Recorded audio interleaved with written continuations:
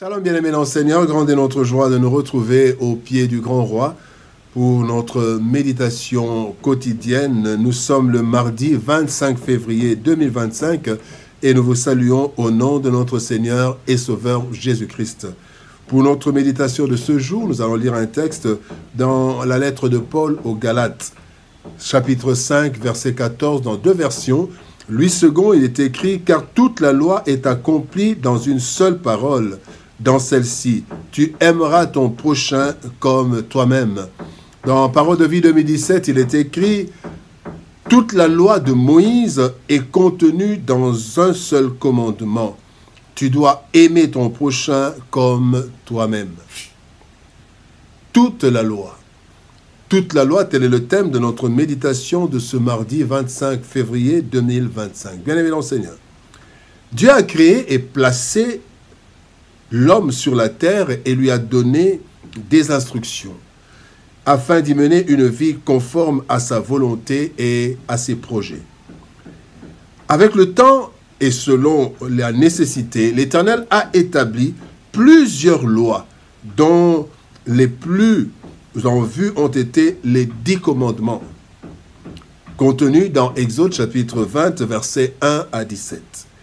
Ces commandements devraient tous être appliqués selon qu'il est écrit dans Jacques chapitre 2 verset 10.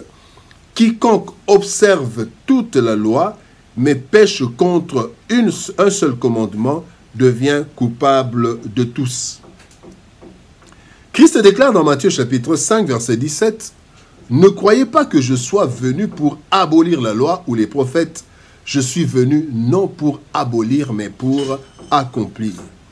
Dans le texte du jour, le Seigneur nous donne un seul commandement qui résume toute la loi de Dieu. C'est aimer son prochain comme soi-même.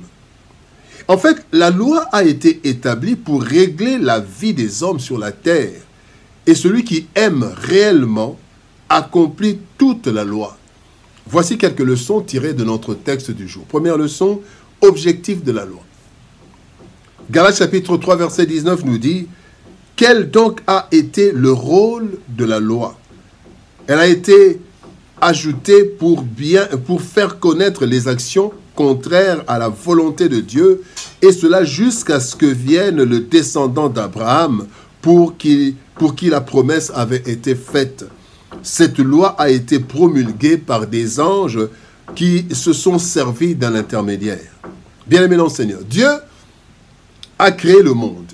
Il a placé l'homme et la femme sur la terre. Alors, pour que les humains se conduisent selon les principes que Dieu a établis, il fallait leur donner la loi. La loi composée de plusieurs commandements, et cela pour régler la vie de l'homme. Dans ses relations avec lui-même. Dans 1 Corinthiens chapitre 11 verset 31, il est dit « Si nous nous jugeons nous-mêmes, nous ne serons pas jugés. » Donc les relations de l'homme lui-même. Il a été donné la loi afin de régler sa relation et la communion avec Dieu.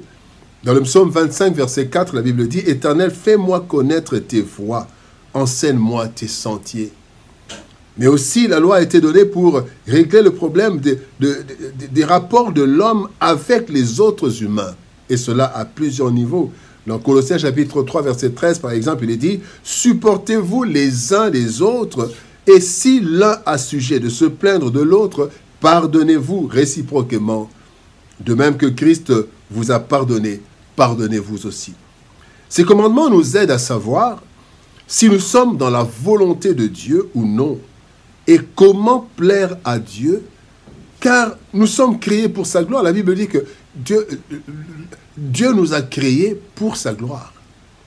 Le deuxième point, bien-aimé, le commandement suprême. Matthieu chapitre 22, verset 37 à 39 nous dit « Jésus lui répondit, tu aimeras le Seigneur ton Dieu de tout ton cœur, de toute ton âme et de toute ta pensée. C'est le premier et le plus grand commandement, et voici le second, qui lui est semblable, tu aimeras ton prochain comme toi-même. » Le premier et le plus grand commandement, c'est d'aimer. Aimer totalement Dieu, de tout son être. Le premier commandement, bien-aimé, ne consiste pas en une action, mais en une disposition interne. Cela montre que Dieu ne regarde pas d'abord notre aspect extérieur ou bien les actes que nous posons, mais notre être intérieur, notre disposition intérieure. Pourquoi? Eh bien cela parce que du cœur viennent les sources de notre vie. C'est ce que dit la Bible, Proverbe chapitre 4, verset 23. « Garde ton cœur plus que toute autre chose, car de lui viennent les sources de la vie. » Voilà pourquoi c'est de là que vient cet amour, que vient cette soumission du cœur. Deuxième chose, Dieu regarde à l'être intérieur parce que nous pouvons faire semblant de poser un geste par amour, mais le cœur ne peut pas faire semblant.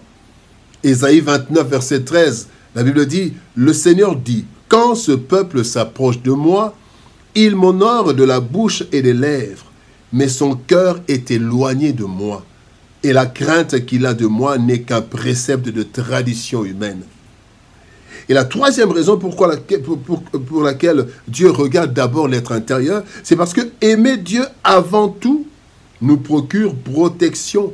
Car la Bible dit dans Romains chapitre 8, verset 31, « Que dirons-nous donc à l'égard de ces choses? Si Dieu est pour nous, qui sera contre nous? » Et quand notre cœur est déjà au Seigneur, le Seigneur est avec nous et personne ne peut nous combattre et nous abattre.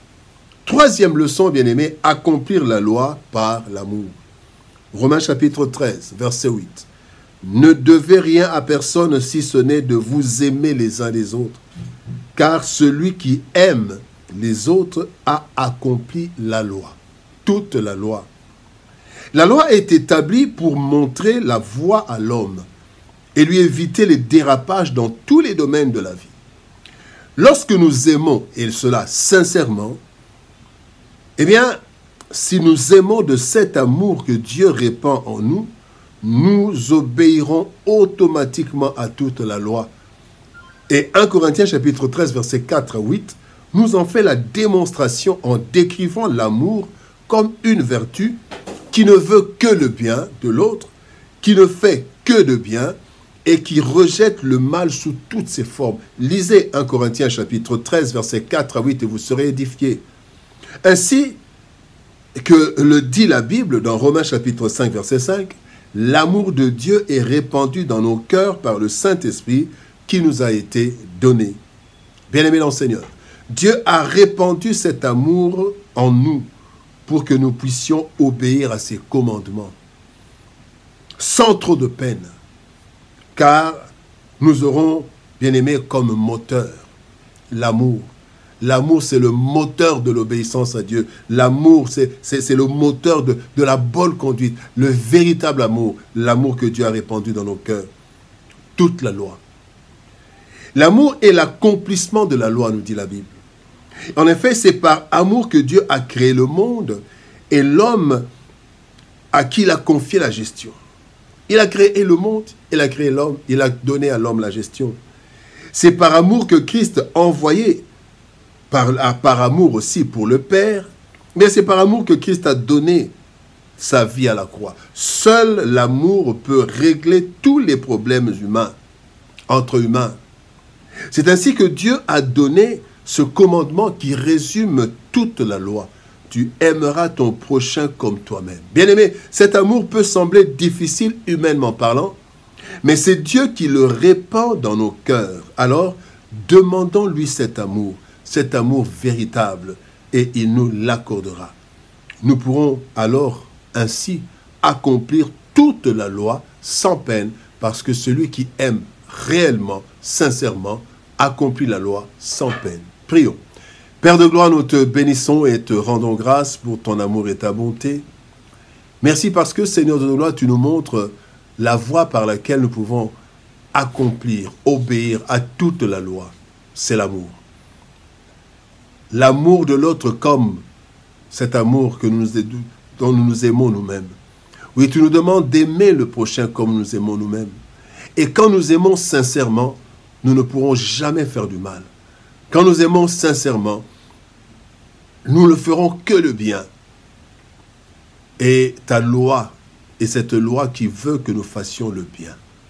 Seigneur, aide-nous. Répands dans nos cœurs l'amour, le véritable. Pas cet amour falsifié des hommes, mais cet amour qui vient de toi, afin que nous puissions accomplir toute la loi sans peine, mais avec joie. Bénis ta parole et bénis ton peuple. Au nom de Jésus-Christ, nous avons ainsi prié, Père. Amen. Bien-aimés dans le Seigneur, que Dieu nous bénisse. Shalom, au revoir. Et par la grâce de Dieu, nous nous retrouvons demain pour une autre méditation au pied du grand roi. Shalom, au revoir. Et par la grâce de Dieu, à demain.